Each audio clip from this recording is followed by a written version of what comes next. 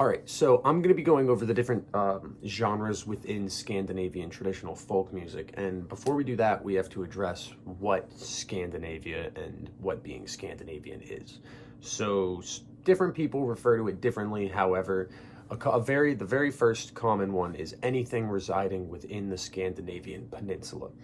Following that, some people like to include Iceland, Finland, and the Faroe Islands.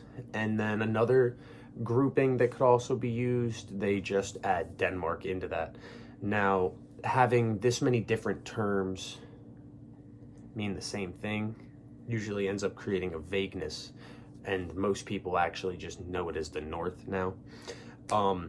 That being said, Scandinavia did play a key receptive role in European folk music by absorbing their neighbors' culture through ballads, dances, and satyr calls, and doing so created a very vague national character. Now that we know what being Scandinavian is and where Scandinavia is, we can talk about their traditional folk music. Now, that is a very vast umbrella, but if we look underneath it, we can find a bunch of different things. A lot of small things like children's songs, nursery rhymes, all that type of stuff. However, one that stands out are the mountain shepherd calls.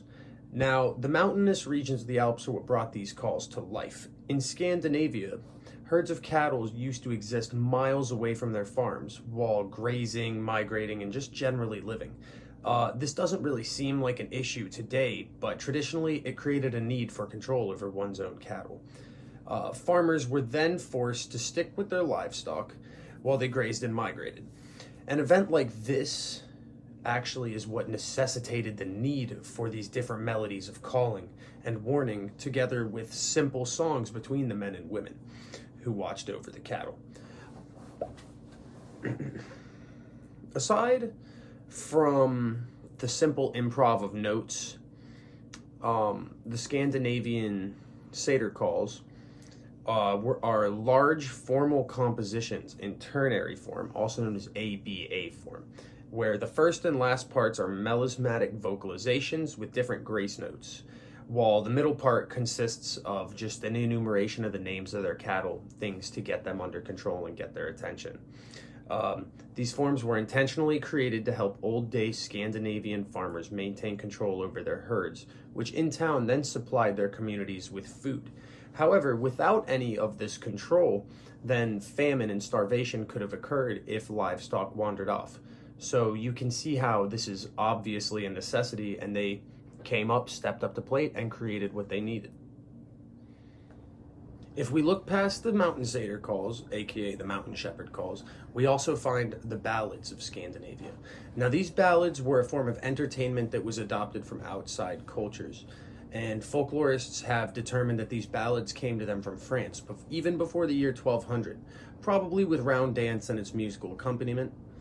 And even though these ballads may have been influenced by France, their ballads were undoubtedly of medieval origin. Scandinavian ballad, however, as compared to a mountain satyr call, was the central genre of Scandinavian folk music, with the main instrument and accompaniment being a small harp. However, not much is known about that small harp, as most of the evidence has been lost to time. A Scandinavian ballad consists of 2 or 4 line stanzas of an epic nature, followed by a lyrical refrain.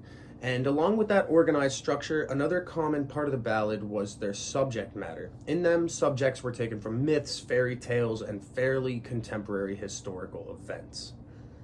Their ballads were structured the same way as France's, however, they added a special combination of objective narrative and lyrical refrain, making it somewhat unique, and musical research only provides a little information to the early history of the genre, mainly due to the decay of artifacts. If we look past the Scandinavian folk ballad, we can also find religious folk tunes. These predominantly came from Norway. Religious folk tunes were often touching tunes, and we can find Lutheran chorals of 16th, 17th, and 18th centuries used with old words or with words of later hymn writers. These folk tunes form a more restricted point of view and are typically known as Gersunken Kulturgut, which simply means that they form a more reduced point of view on the culture and its own assets. Due to religious folk tunes' viewpoint, it actually creates great folkloristic study material because you know, it really focuses on the culture of their own. So if folklorists can actually get their hands on evidence of this, it would provide written accounts of current events and things that are actually going on within the Scandinavian culture at the time. Not a religious folk tune and not a regular ballad is a third Scandinavian folk tune, also known as the long ballad. These exist in between Norway and Iceland in the Faroe Islands. And this type of ballad has an origin that is mixed and may stem somewhat from Germany. They're partly of West Nordic and Danish origin and have been kept alive to this very day in the remote islands. So if you were to, travel by ship and get there, you could go see firsthand, first-person views of almost ancient culture now, which to me is amazing. The choreography combined with the music is very simple, usually 2 steps to the left and 1 to the right or in a circle. This type of dancing is also found in French, and it was a popular dance in the earliest 16th century, generally across the geographic location. While some evidence of all Scandinavian folk music may be lost forever, or yet to be discovered, a few things about it are certain.